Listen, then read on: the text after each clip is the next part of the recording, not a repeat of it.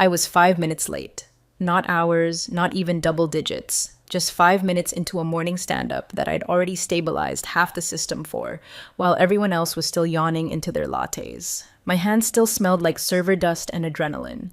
I'd been in the server room all night rerouting a manual load transfer because a patch someone approved without testing had sent our latency through the roof. No acknowledgement, no thanks, just the sound of my boots on tile and Jenna's voice cutting through the air like a buzzer. "Well, look who finally decided to show up," she called out, syrupy and sharp. "Late again? Must be nice." Laughter rippled through the room. A few teammates snorted into their coffee. One guy I'd mentored years ago couldn't even meet my eyes. I didn't flinch, didn't stop walking. Just took my seat at the edge of the table, opened my laptop, and resumed the very same system health script I'd used to keep their entire build from crashing 7 hours ago. The ones they now called outdated. Hey, quick pause before we go further. If this story resonates with you, or if you've ever been dismissed for doing your job too well, do us a favor, hit that like button and subscribe. 97% of you watch without subscribing, but it really motivates our whole team to keep these stories coming. Now, back to Jenna. She strutted to the whiteboard like she'd designed it herself, waving around one of those pastel dry erase markers that squeaks when overused. She didn't talk strategy, didn't reference architecture or trace dependencies. She talked branding, headcount, elevated energy in workflows. It was all noise, all show. She wore chaos like a blazer and expected the rest of us to treat it like couture. What she never seemed to grasp, what none of them did, was that under all that slick presentation polish was a crumbling back end held together by patches, fallbacks, and proprietary logic trees I'd developed during the early years. Code no one else had read in full, logic no one else could replicate. But to them, I was the legacy problem, the analog solution in a digital-first org. When she took over, Jenna made it her mission to rebuild everything. Modular cloud solutions, she kept saying, modernize the stack. She wanted to migrate, reinvent, rip, and replace, all with no sense of what those systems were built on. She authorized the overhaul 2 weeks into her role without asking where the encryption keys were, or who maintained them, or what kind of licensing framework was wrapped around the pipelines. She never asked about ownership, because she didn't believe I owned anything. That was her first mistake. The second came days later, when one of her new hires, a guy who liked calling himself solutions architect, even though he once thought Git was a snack food, flagged my scripts in a code review. Non-standard format, he wrote. Deprecated methods. Suggest full refactor. Non-standard. Right. Because I built them from scratch. Because they weren't plug-and-play, off-the-shelf, open-source trash. They were hardened systems. Layered, encrypted, and registered under a legacy clause from our Series B that protected contributor-created IP under a notarized trust. I didn't advertise that. I didn't need to, but I kept logs, metadata, chain of custody trails, signature headers built into the script shell. Still, Jenna signed off on the overwrite request without blinking. Told the team to phase out the old stuff, meaning me. They didn't know what they were deleting. They didn't even know what they were accessing. But it didn't stop them. I remember watching the commit logs roll in, watching them try to fork what they thought was unsecured code, watching the alerts ping in my inbox like slow, predictable rain. Unauthorized duplication attempt, key mismatch, fallback activated. That last one always made me smile. They thought they were modernizing. They were poking a sleeping system with a stick. Then came Tuesday night. I stayed after hours because I saw the latency spike before it hit. One of the new services they bolted on bypassed a validation layer and was about to corrupt live transactional data. Jenna's team didn't catch it. They were too busy building their own dashboards. I could have let it burn, could have walked away, but that's not how I'm wired. I dug in, rebuilt the failover path, created a new manual token stream, balanced the load with 2 proxy nodes no one had touched in years. System stable by 3:11 a.m., I left a single note in the log, resolved, legacy fallback activated, RS. No one responded, not until 9:04 a.m. when I walked into that room, 5 minutes late and entirely out of thanks to give. Jenna's smirk was already halfway formed when a quiet voice from the back of the room spoke. Actually, she's early. You're all just late to realize what's about to hit. I turned. The janitor stood in the corner, except he wasn't holding a mop, and he wasn't wearing his usual uniform. He pulled off the gloves, took off the cap. I'm Arlen Goff, he said, voice calm and even, CEO of Axiom Dynamics. The room went silent. Jenna didn't move. Arlen looked at me and nodded once. Thanks for staying late last night. Now, let's talk about ownership. They flagged it during a code audit sprint, some rushed initiative Jenna launched to streamline back-end variability. A young dev named Brandon, fresh from a coding bootcamp that treated Python like gospel, submitted the ticket. I saw it come through the internal system around 11:46 a.m. Subject: Non-standard pipelines, legacy scripts. The body was one paragraph long. Recommend refactor or deprecate. Unclear logic flow, obfuscated structure, undocumented encryption keys. Source unknown. Source unknown. I stared at the screen for a long time after that line. Not because it upset me, but because it confirmed everything I already suspected. They didn't read the logs. They didn't follow the threads. They saw layered recursive function chains and assumed it was messy. They didn't understand it, so they thought it was broken. The irony? That same code had saved their infrastructure 3 times in the last 18 months. Jenna knew that. She just didn't care.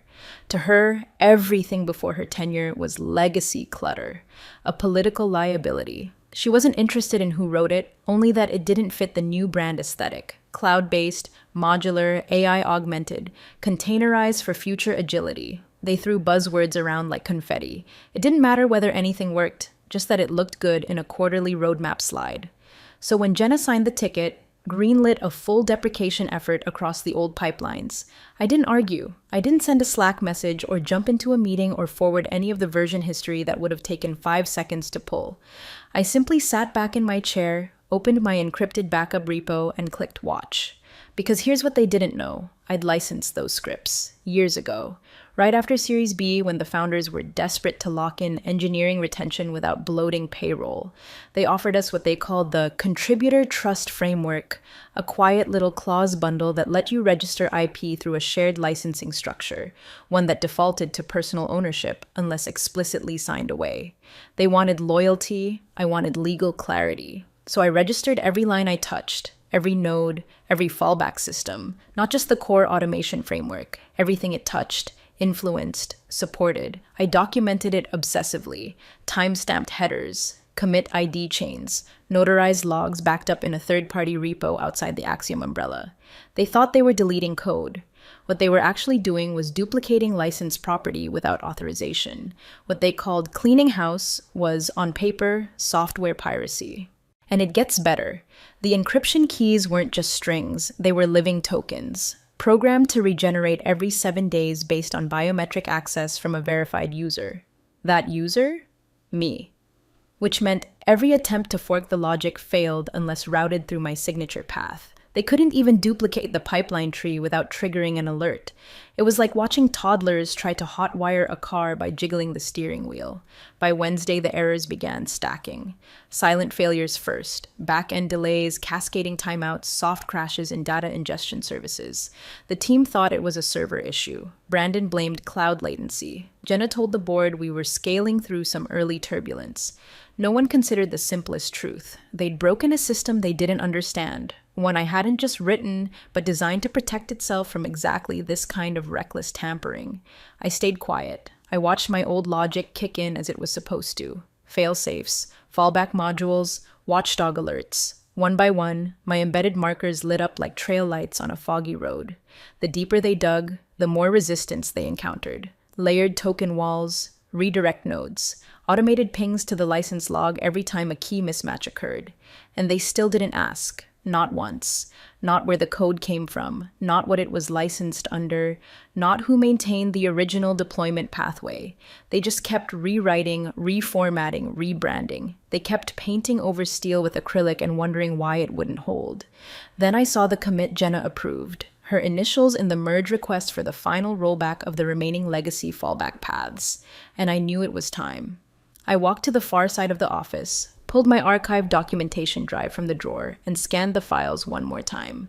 License registrations, contributor clauses, time-stamped ownership chain, copies of every contract signed between 2017 and 2021, including one delicious little clause added in October 2019. Intellectual property contributed under the contributor trust framework shall remain the property of the registered contributor unless A. Explicit transfer is signed by both parties and B. Such transfer is recorded in the company's IP ledger. In the absence of both A and B, the contributor retains sole rights. They had neither. There was no transfer, no record, and now their entire platform was sitting on top of proprietary software they didn't own and couldn't replicate. I exhaled slowly, not in anger, not in satisfaction, just clarity, a kind of still absolute understanding. They were walking straight into the storm, and I didn't need to lift a finger. The code would do it for me. The spike came in hot, barely caught by the fallback monitors before it could tip over into catastrophic territory. At 3:08 a.m., the East Coast node tried to process a malformed call from an outdated API endpoint Jenna's team had failed to sunset. The request bounced, then duplicated, then pinged a deprecated loop that hadn't been validated in weeks. I watched it happen in real time. Latency tripled, load spiked, and the dashboard started bleeding red across every environment like a time-lapse wound. If it had hit production, we would have lost data integrity across 6 client zones in under 90 seconds. There was no one else watching. No alerts went to Jenna's team. They were asleep, heads full of clean slides and weekend offsites. But I was there, logged in, 3 monitors glowing soft blue in the dark, thermos half empty, watching the warning flicker across the command line like a whisper in a storm. I didn't panic. I activated a dormant proxy route I hadn't touched in 18 months. It rerouted the traffic, locked out the malfunctioning endpoint, and sandboxed the corrupted requests in an isolated environment for manual review. I stabilized the latency, rebalanced the load, and manually generated 2 time-stamped reports, one for the system log and one for myself. Both included every failed call, every error trace, and, most importantly, the exact location of the pipeline logic they had tried to overwrite. By 4:12 a.m., the system was stable again. By 4:47, I had finished the rollback and left a comment in the deployment thread. Resolved. Legacy fallback activated. RS. No one responded. No one noticed. So I went home. Slept for 90 minutes, took a lukewarm shower, put on the same navy hoodie I'd worn the night before, and walked back into the building, badge barely registering under the fluorescent lights. My heart didn't race. I wasn't nervous. I was just tired. Bone deep, system level tired in a way I hadn't felt since the early years of the company when we built with urgency, not ego. At exactly 9:04 a.m., I walked into the stand-up, 5 minutes late. Jenna looked up, stylus in hand, and cocked her head with theatrical exaggeration. "Late again?" she said, loud enough for the whole room. "Must be nice." She chuckled.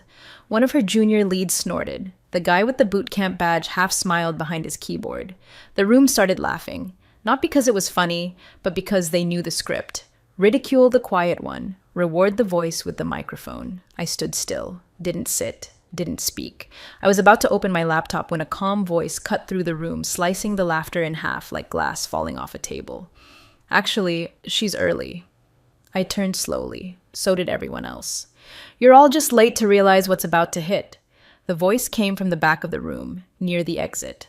A man stood there, older, maybe late 50s, graying temples, neat build, soft eyes behind steel-rimmed glasses. He wore a maintenance jacket, black gloves. A cart sat beside him with neatly folded rags and a utility case, except he wasn't holding a mop. He wasn't wiping counters. And in one slow movement, he peeled off the gloves and dropped them onto the cart. "I'm Arlen Goff," he said, voice measured and precise. "CEO of Axiom Dynamics." Dead silence. Chairs didn't creak, keyboards didn't click. Even Jenna froze, stylus suspended in midair like it had forgotten what it was for. Someone near the back actually blinked and whispered, "Wait, what?" But Arlen ignored it. He stepped forward. No entourage, no presentation, no need for spectacle, just presence. He walked past the whiteboard Jenna had scribbled her cloud migration roadmap on, past the useless diagrams and bullet point nonsense she loved to wave around like scripture, past the team that had spent the last 3 months trying to erase what they didn't understand. He stopped 2 feet from me. "Thanks for last night," he said simply. "Without the fallback you built, we would have lost everything tied to the Westar rollout." Jenna's mouth opened, but nothing came out. Arlen turned toward her. And you authorized the codebase rollback? Her eyes flicked left, then right, like a trapped animal scanning for exits. We were standardizing the pipeline. It was non-compliant. Legacy code. Arlen raised an eyebrow. Non-compliant? He reached into his pocket and pulled out a folder. Old school, paper. I think legal's about to have a different opinion. The room felt like it had tilted. Jenna tried to speak again, but the moment was gone. Arlen turned back to me and said, "Would you mind joining me upstairs after this?" He didn't ask. He didn't command. He simply invited. And somehow, that felt louder than anything Jenna had ever barked across a conference room. I nodded once. Arlen looked at the rest of the room, at the faces that had been laughing minutes ago, now dead silent. Then he said it, clear, calm, cold. "We're going to have a conversation about intellectual property and theft." Then, quieter, almost an afterthought. "Yours." Security approached fast. 2 uniformed guards flanking the HR liaison, each one wearing that bland expression corporate trains into them. One held a badge scanner, the other held out his hand. "We'll need your key card," he said, like this was just a routine equipment check and not the start of an offboarding sequence. Jenna leaned back in her chair, practically radiating smugness. She didn't even try to hide it. Her smile was lazy, almost casual, but her eyes were locked on me like she'd already written the final sentence of her internal victory memo. I didn't move, not out of fear, but because Arlen hadn't moved either. He glanced at the guard's outstretched hand, then lifted one finger, a calm, deliberate gesture. "Wait," he said softly. "One more thing." Everyone paused. The room's tension pulsed like static before a lightning strike. Arlen didn't raise his voice. He didn't need to. Even the guards looked at him now like they weren't sure who they were supposed to be taking instructions from, which was telling because the only people in the company who still remembered what the CEO looked like were the ones who read contracts instead of company newsletters. Arlen turned to Jenna. "Before we do anything else, he said, "we need to talk about code ownership." It hit her like a blunt object. You could see it. Her smirk cracked. Not visibly, not cartoonishly, but microscopically. A flicker in her eyes, the smallest clench in her jaw. She shifted in her seat and forced a laugh, but no one laughed with her. "Excuse me," she said. "The code was internal. We've already migrated." Arlen tilted his head. "You think internal means unprotected?" He didn't wait for an answer. He turned to the corner where one of the DevOps team leads was still at his laptop, hands hovering uncertainly over the keyboard. "Pull the audit logs," Arlen said. "Legacy script tree, last 60 days. Include fallback routing attempts and license alerts." The room held its breath. Kieran, the DevOps lead, started typing. Fast. His fingers flew across the keys like this was a red team exercise and he was trying to win a prize. His screen mirrored on the conference display behind him. Rows of system logs began to populate. The first page showed 27 failed access attempts. The second showed 6 instances of redirected traffic from unauthorized deployment paths. Then came the headers. System notice, license alert, unauthorized duplication attempt, script mismatch, key signature invalid, licensing redirection activated, and finally, the one that made Jenna lean forward involuntarily. Contributor framework breach alert, IP flag triggered, encryption fork rejected, fallback restored. Kieran stopped typing. "These weren't just red attempts," he said quietly. "They tried to copy the logic, not just access it, duplicate it." One of the guards shifted uncomfortably. Arlen's gaze never left Jenna. "You authorized this migration?" I signed off on the standardization plan," she said, voice suddenly tight. "It was a modernization effort." "But you didn't check the script headers." "There weren't any listed." "They were embedded," I said, finally speaking. Every head turned. The script headers were signed, encrypted, and registered under the Series B Contributor Trust Framework, I continued. Clause 14-C. Protected contributors retain ownership unless transfer is documented and registered in the IP ledger.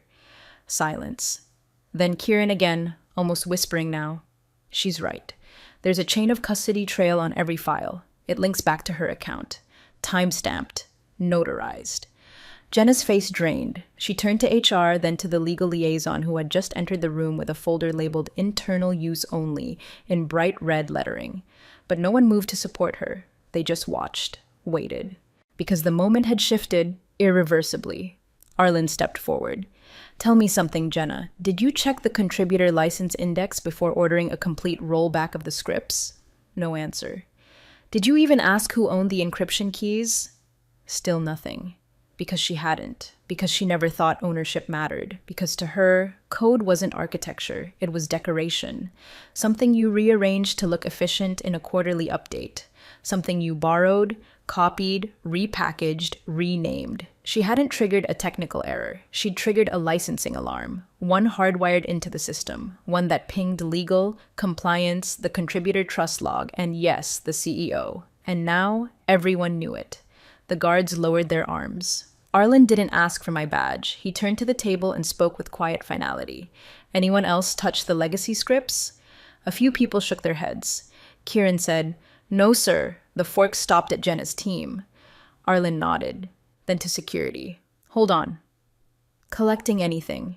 There's a much larger issue here." Jenna stood up, finally trying to regain ground. "You can't just walk in and override protocol." Arlen looked at her like he'd just discovered a fly in his glass of wine. "I'm not overriding anything," he said. "I'm protecting the company from a pending intellectual property suit." Then he turned back to me. "I believe you have the license documentation on hand." I nodded once. 3 copies, signed, 1 notarized, 1 archived. He gave the faintest smile. "I thought so."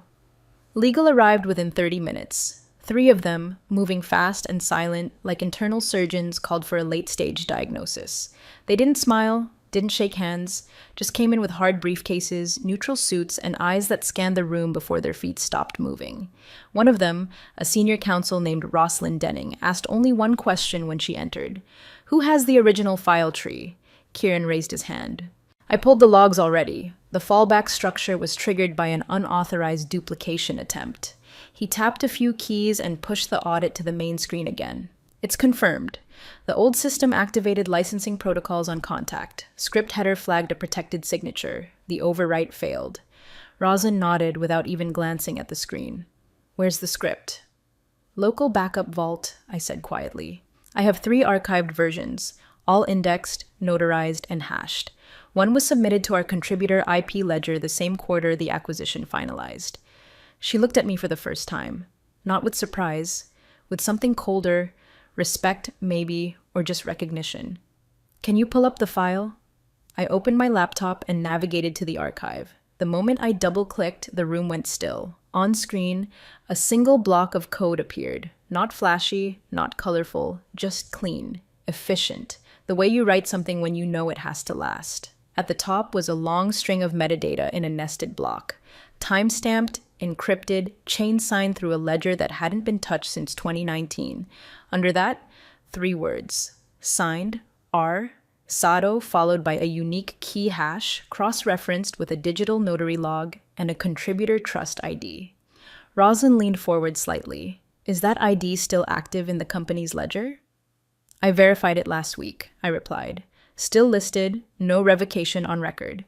She tapped a few notes into her tablet. "Then this isn't an internal code base, it's a third-party contribution under binding license protection." Jenna finally broke. "That's ridiculous," she snapped.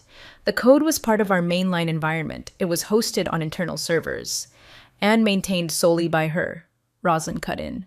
"Created by her. Licensed by her, with no transfer clause executed, no override, no shared authorship, just a hard trail of provenance you didn't bother to check before your team started rewriting it." Jenna's voice faltered. "We were modernizing. You were duplicating," Rosin said flatly. She turned to the other 2 attorneys, who had already pulled up the contributor trust agreement from our Series B era. Clause 17.2, subsection A. Any system, software, or technical asset built by a protected contributor without revocation and explicit transfer shall remain the sole intellectual property of said contributor, regardless of hosting environment or team assignment, unless formally reassigned by signature and ledger confirmation. The second lawyer looked up from the document. "Was a transfer ever filed?" "No," I said. Rosin didn't even pause. "Then what happened here wasn't standardization, it was unauthorized use. Technically, intellectual property theft." You could feel the air shift, not metaphorically, physically, a kind of drop in temperature, the kind that happens when people realize they've been playing the wrong game on the wrong board with the wrong rules. Jenna didn't speak again. She didn't move. Even Kieran, who'd been sitting at a distance, stopped typing. No one wanted to be associated with it anymore. Not the scripts, not the decisions, not the fallout. Rosalind closed her tablet. Who signed off on the migration plan? Jenna's name was already on the screen. The files showed her initials at every major checkpoint. Code-based review, rollback approval, even the repository restructure. That alone, Rosalind said, is enough for the board to consider liability escalation. She bypassed legal, compliance, and IP review. She never asked, I said quietly. Jenna's head turned toward me fast. You never told anyone. I didn't need to, I replied. You had access to the ledger. You had the framework documents. You had the script. The protections were embedded in every header. Rosalind nodded. Exactly. It wasn't hidden. It was ignored. They took Jenna's laptop. They requested a forensic review of all commits her team had made in the last 60 days. Then they turned to Arlen, who had said almost nothing since they walked in. He stood with his arms crossed, staring at the screen like he wasn't seeing code. He was seeing a liability spreadsheet lighting up in red. He finally spoke. Reverse the migration, reinstate the original pipelines, and put her contract under review. He didn't have to say whose contract. Then, to me, I'd like a meeting this afternoon. Walk me through the full structure. We'll determine next steps. He turned to leave, then stopped at the door. Oh, and Rosalind? Yes, sir? File an internal protective notice for her scripts. Effective immediately. I want her IP shielded under top-level privilege. Jenna exhaled sharply, like someone had kicked the floor out from under her. But it wasn't a fall. It was the sound of her bluff collapsing, and everyone knew it. By Thursday, the systems were up. But wrong. No one said it out loud at first. The dashboards were green, the alerts were quiet, and the customer-facing layers hadn't melted into a crisis. But under the surface, there was a tension, like an orchestra playing a half-step off-key. Routines that used to run in minutes now stuttered through tasks. Logs showed unpredictable jitter. Token expiration cycles failed without warning. And the fallback layer? The one I'd built into the foundation years ago. It was still in control. Not because I forced it, but because they'd failed to replicate it. The new pipeline assumed default tokens, but the system expected live ones, refreshed daily, signed by the original encryption schema tied to my biometric certs. They didn't have those, couldn't generate them. Every day the system stayed live. It pinged for tokens I hadn't given them, and every day those pings failed. They didn't understand it wasn't a bug, it was design. HR called a meeting. They framed it like a debrief, but filled the room with security, legal, and 2 mid-tier engineers Jenna had once described as her operational lieutenants. Their posture made it obvious. This was a setup for a disciplinary escalation, a scapegoat session. They slid over a printed report full of red underlines and implied risk. Their lead opened with, "There are questions about the fallback logic you left behind and whether it constitutes a deliberate security compromise." I didn't answer.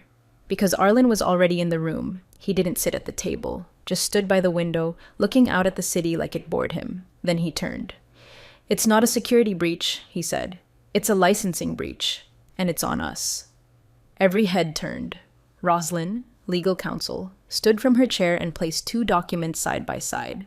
"One is her contributor agreement," she said, "signed under the IPE contributor framework adopted after the Series B round. Her code is protected, not borrowed. We failed to execute transfer protocols." She tapped the second folder.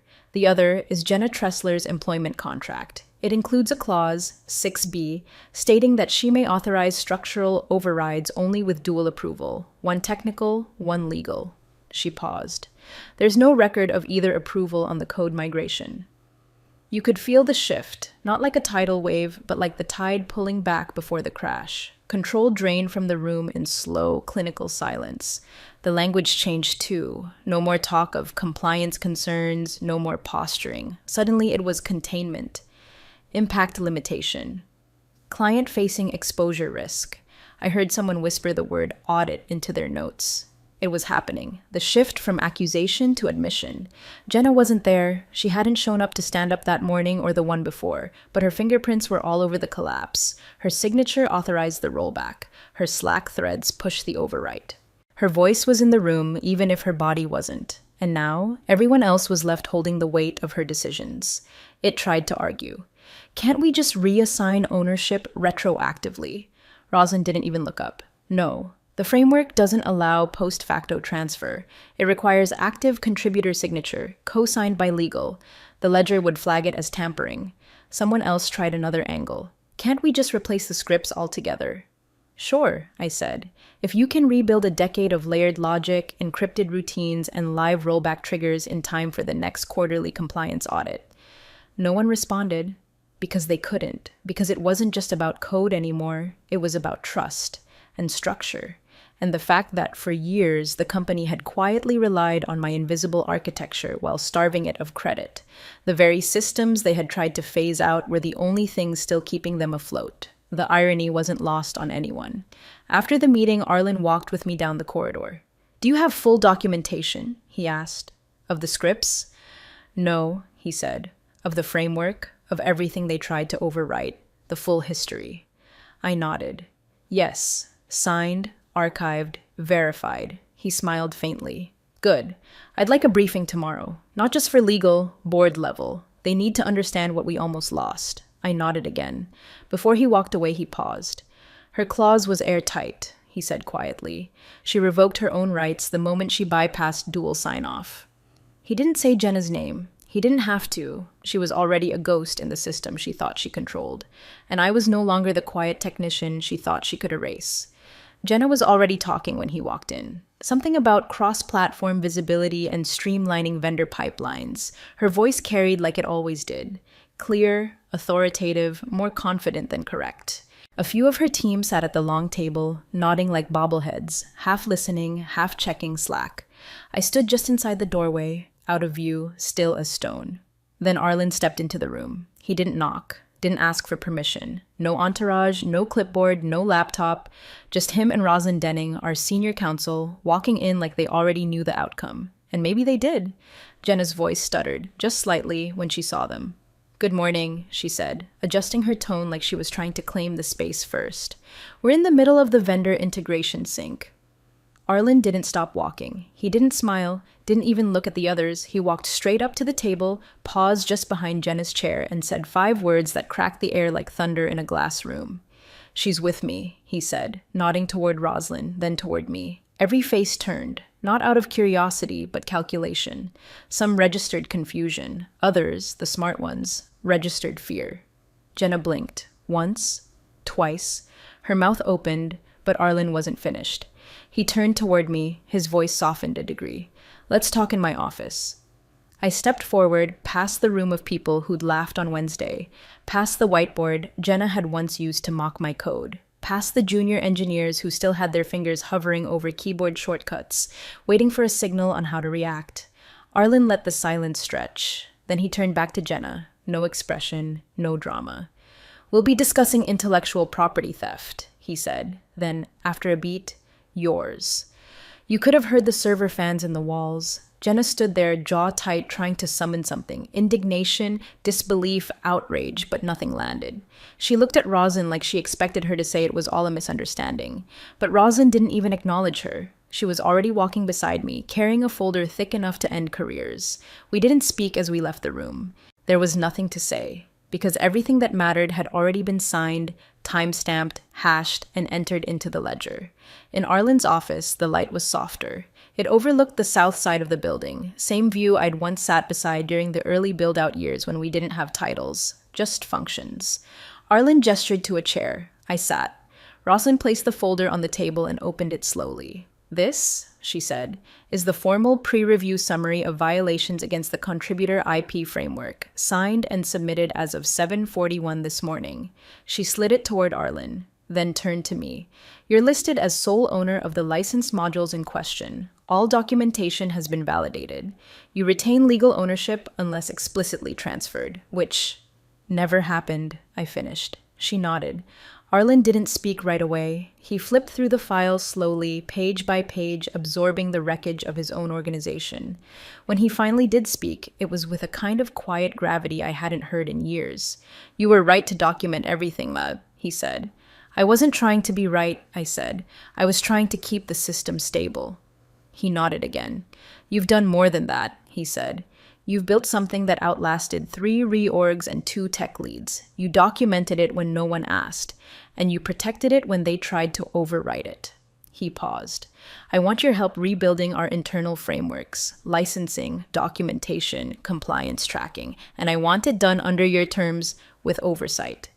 I didn't nod right away. I didn't have to, because this wasn't a negotiation. This was a correction, a return, not just to title or influence, but to rightful control over what had been mine all along. Outside the office, people were whispering. They always do after power shifts, especially the quiet ones. I didn't care. I wasn't there for apologies or approval. I was there because someone finally read the license. And the law spoke louder than Jenna ever had. By Monday, her office was empty, no chairs pulled out, no coffee mug, no files stacked in defensive little towers like she used to build around herself during strategic sessions. Just a thin envelope on her desk labeled Administrative Hold Pending Review. She didn't say goodbye, didn't send a message. HR told the floor she was on temporary leave. Everyone knew what that meant. I didn't ask for details. I didn't need them. The system had spoken. At 10:07 a.m., I was in Arlen's office again. Same chair, same folder, same low hum from the south-facing window. But this time, we weren't discussing licensing violations. We were talking growth. I slid a thin deck across the table. This is the rollout plan I proposed 2 years ago, I said. You rejected it during the Series D prep round, said it was too quiet, too operationally heavy. Arlen flipped through the pages slowly. His expression changed around slide 5. Paused, considered, then kept reading. By slide 11, he stopped. You kept refining this? He asked. I nodded. Every quarter, updated the vendor alignment, pricing models, and timeline. It's leaner now, better fit for our current structure, and fully automatable once the new scripts are stabilized. He didn't hesitate. Approved, he said. Just like that, no ego, no posturing, just recognition. He saw it now, what they all missed before. The logic, the precision, the foresight. He wasn't betting on slides anymore. He was betting on systems that had outlived the people who tried to bury them.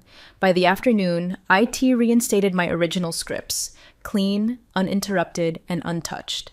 Only this time, they came with something new, a dual authorship watermark. One line of code, almost invisible, embedded at the top of every file. C. R. Sato, licensed contributor, Axiom Trust Index. It wasn't just cosmetic, it was legal, traceable, immutable. The scripts weren't just part of the system now. They were protected by it. When DevOps deployed the new update package, I watched it cascade through the environment with surgical clarity. No more friction, no more API bottlenecks. The system moved like it used to, confident, lean, controlled. Not fast for the sake of being fast, just right. Later that evening, someone from infrastructure pinged me privately. Nice touch, they wrote. Never seen dual authorship in a live deployment. I replied with just 4 words. They won't forget again. Because they wouldn't. They'd mocked it once, called it clunky, outdated, analog. But now, they were building protection around it, architecting the entire recovery roadmap with one rule: don't touch her logic without review. Funny how fast reverence follows revelation. Funny how silence can echo louder than applause, and maybe that's the part they'll never understand, Jenna and her tribe of noise. They built brands. I built the thing that kept them from burning down. The first thing I noticed was the silence. Not awkward, not punitive, just respectful. The kind that lingers when the balance has finally shifted and people know better than to fill the air with noise. The kind you earn. Engineers who used to roll their eyes at my comments now paused before pushing changes. They mirrored my structure, line for line, format for format. One even stopped me in the hallway and asked if I had a template for modular fallback logic. I didn't. I never had. But I said I'd draft one. He smiled like I'd offered him a personal cheat code. In Slack channels where my notes were once ignored, they now got pinned. My scripts didn't just run, they got cited. Internal documentation referenced Sato-style triggers, a name I never picked but somehow caught on. I let it slide. No one questioned the extra lines of encryption anymore. No one asked why the legacy vault was still active. They just accepted it like gravity, an invisible rule you didn't break if you valued your footing.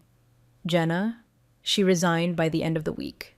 No goodbye email, no speech, no handoff, just a quiet HR memo saying her role had transitioned. Her name vanished from the org chart like a redacted line in a classified file. A few loyalists blinked, unsure what to do next. Most didn't ask questions. They knew better. The story had already written itself. And me? I still arrived at 9:04. Same walk, same thermos, same route through the side entrance, past the fourth floor coffee station, through the corridor with the flickering overhead light. But now, when I reached the elevator, I didn't stop at my old floor. My badge lit up green for the top level, the one with no number printed on the button. The one Jenna used to joke was just for the real decision makers. The floor where meetings didn't get booked through Outlook. They got summoned. My new desk was smaller than my old one. Cleaner, no monitors, just a touchscreen, a legal pad, and a slim card reader that recognized me on contact.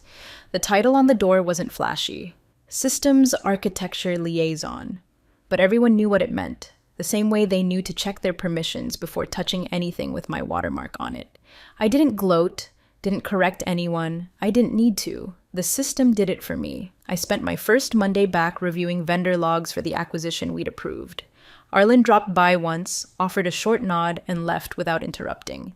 Roslyn forwarded a compliance memo that began with, "Effective immediately, all contributor-owned IP must be reviewed through the original licensing trust." My name was in the footer. I never asked to be at the top. But now that I was there, I wasn't leaving. I didn't climb. I held the foundation steady until the tower collapsed. And when the dust settled, they realized I'd been carrying the load the whole time. So, no, I never raised my voice. Never argued in the meetings, never demanded credit. But when it finally mattered, every single line of my code raised its hand and pointed, and all I had to do was walk through the door they once tried to lock. Tell her it wasn't personal. She just shouldn't have laughed before reading the license terms.